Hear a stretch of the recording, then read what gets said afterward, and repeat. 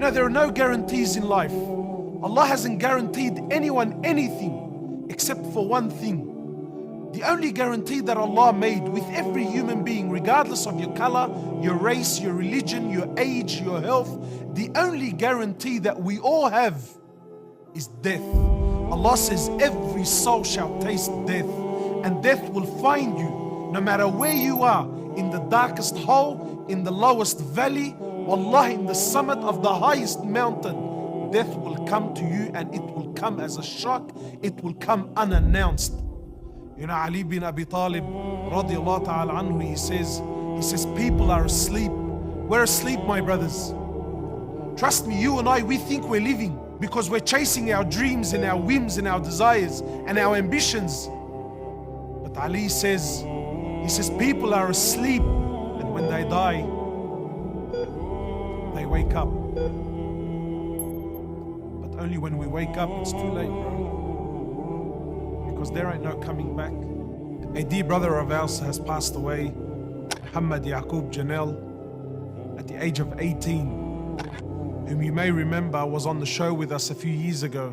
How does it feel to connect to Allah? It's an unexplainable love where you feel this connection, where if you ask for something, you don't guarantee you're gonna get it, but 90% of the time you think it's gonna be accepted, your dua. At the age of 18, and there was nothing wrong with him. He was perfectly healthy, not a worry, not a care in the world, his whole life ahead of him.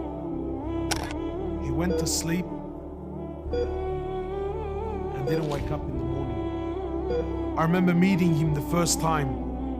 He must have been about 12 years old. We were at a fundraising dinner, and he was sitting there on the dinner table, and he pledged $5,000 that night. And I remember looking at him, and we sort of had a bit of a joke, and I said to him, "Where did you get $5,000 from?" And he looked at me with this, Allah, with so much heart and so much iman in his eyes.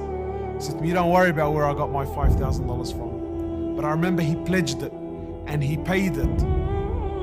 And I got the news when I was in Mina tents. We were doing Hajj, and I was in Mina tents, and the news came to me that Muhammad had passed away.